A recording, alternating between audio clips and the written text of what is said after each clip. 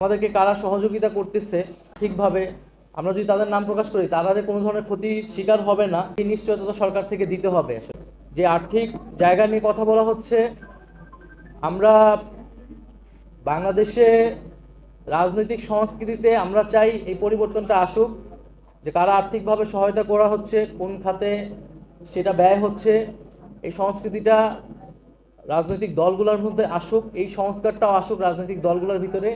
আমাদের জায়গা থেকে আমরা এটা দাবি করছি। এককভাবে এই সংস্কৃতি কিন্তু আমাদের পক্ষে দেওয়া করা সম্ভব না।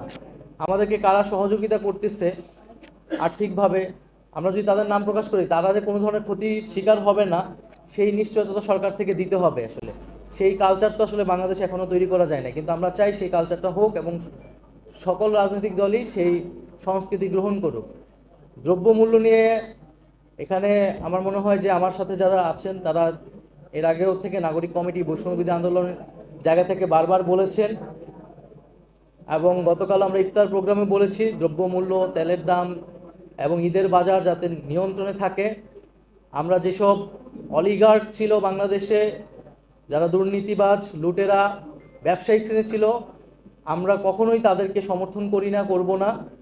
এবং আমরা মূলত যারা দেশপ্রেমিক, যারা দেশকে নতুনভাবে গড়তে চায়, ছাত্রদের এই যে নতুন উদ্যোগকে সমর্থন করছে, যে সৎ মানুষরা রয়েছে সকল সমাজে, তাদের থেকে আমরা সহযোগিতা চাচ্ছি। সাধারণ মানুষের কাছ থেকে আমরা সহযোগিতা চাবো। আমরা রিক্সাওয়ালা থেকে শুরু করে সমাজের সকল শ্রেণী পেশার মানুষের কাছে যাব আর্থিক সহায়তার জন্য, কারণ আমরা মনে করি এটা জনগণের দল এনসিপি, এবং জনগণের অর্থতেই এটি আসলে পরিচালিত হবে। এবং আমাদের একটা ফিনান্সিয়াল পলিসি টিম গঠন হয়েছে।